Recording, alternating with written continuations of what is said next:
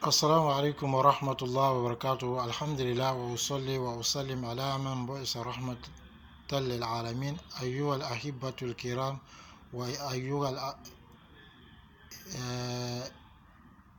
الأخوات الكريمة. Aujourd'hui, nous allons parler de fiqh. On voit le fiqh, mais la troisième leçon du cours de jurisprudence qui est Aqsamul Miya wa Akamuha, c'est-à-dire les types d'eau et les règles qui s'y rattachent.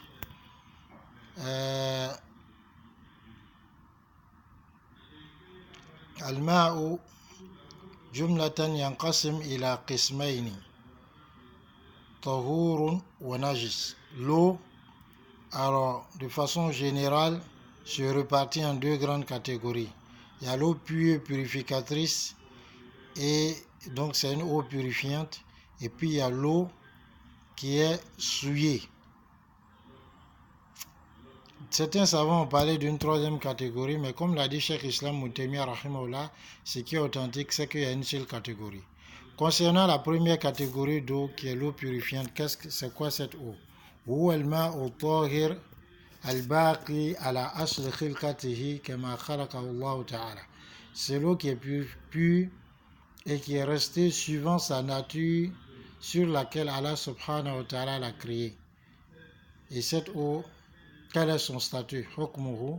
Ce statut, c'est que yarfa'u al-hadas wa yuzilu al-khabas, c'est-à-dire il repousse le hadas et il nettoie et purifie de l'impureté. Quel est un exemple de cette eau? C'est kullu ma'in nazala min as-sama' aw nubi'a min al-ard kamiya'i al-anhar wa al-ahbar wal-abar wal-uyun. Toute eau qui est descendue du ciel ou qui a surgi de la terre, c'est cette eau-là qui est purifiante. C'est l'exemple de l'eau des mers, c'est l'exemple des eaux des rivières, c'est l'exemple des eaux des ruisseaux, c'est l'exemple des eaux de pluie, ainsi de suite. Ensuite, cette eau-là, qui est pure et purificatrice, alors le fait que quelque chose y tombe dedans, le fait que cette eau est changée par le fait qu'elle a été gardée longtemps, ou bien par le fait que des choses sont tombées dedans, des choses dont on ne peut se départir, comme les feuilles des arbres, ou bien comme par exemple c'est-à-dire de la boue, comme la boue des briques, ainsi de suite. Cela ne confère pas à l'eau un attribut d'eau souillée. L'eau reste pure. Et l'eau pure est purificatrice. Alors lorsque quelque chose tombe dedans, une chose pure tombe dedans, alors elle est répartie en trois catégories.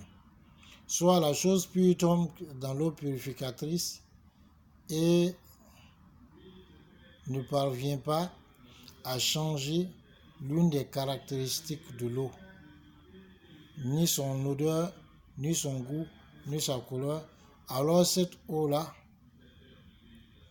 est pure et purificatrice. Deuxième des choses, c'est le fait qu'une chose pure se mêle à l'eau purifiante. A-t-elle enseigné que cette chose pure change la nature de l'eau et qu'on ne puisse plus l'appeler eau, tel alors du jus ou bien de la sauce ou bien du thé? Donc ça, vraiment, l'eau a changé de nom, donc on ne peut pas se purifier avec cette eau-là. On ne peut pas la prendre, on peut la consommer si c'est de la sauce ou bien si c'est du thé, mais on ne peut pas la prendre pour faire nos adorations. Troisième des choses, c'est le fait qu'une chose pure se mêle à l'eau. Mais cette chose pure-là, même si elle change le goût de l'eau, comme ce qu'on appelle el hummus, c'est-à-dire c'est des grains verts qui peuvent changer le goût de l'eau, ou bien le safran qui peut changer alors l'odeur de l'eau ou bien sa couleur, mais cela ne lui retire pas son statut d'eau, son nom d'eau. Donc il y a une divergence entre les savants concernant cette eau, mais ce qui est proche, c'est que cette eau est aussi purificatrice, car elle nous accorde la bonne compréhension. La deuxième, maintenant l'eau avec laquelle on peut faire les ablutions, donc c'est l'eau qui est pure et purificatrice. La deuxième catégorie d'eau, c'est ce qu'on appelle elma ou nadis, c'est-à-dire l'eau impure. L'eau impure, c'est quoi? C'est une eau où elma ou lazi taghayyara ahdu awsafihi thalatha binadis. C'est l'eau dont l'une de ses caractéristiques, c'est-à-dire son goût, sa couleur ou bien son odeur, a été transformée, changée avec une impureté. Cette eau-là, son statut, c'est qu'elle est impure. La yusta'malu la fil ibadat wa la fil adat. On ne l'utilise pas dans le culte, les adorations, ni même dans les choses habituelles comme al-akl, le fait de manger, ou bien al-shur, ou bien le fait de boire, ou bien le fait alors de l'utiliser fi tobkhi ta'am pour préparer la nourriture, pour faire la cuisine. Tout ceci, on ne fait pas. Maintenant, cette eau impure, alors il y a des moyens pour pouvoir la purifier. L'un des moyens, c'est le fait d'y ajouter de l'eau jusqu'à ce que cette eau qu'on ajoute vienne faire disparaître les traces de l'impureté.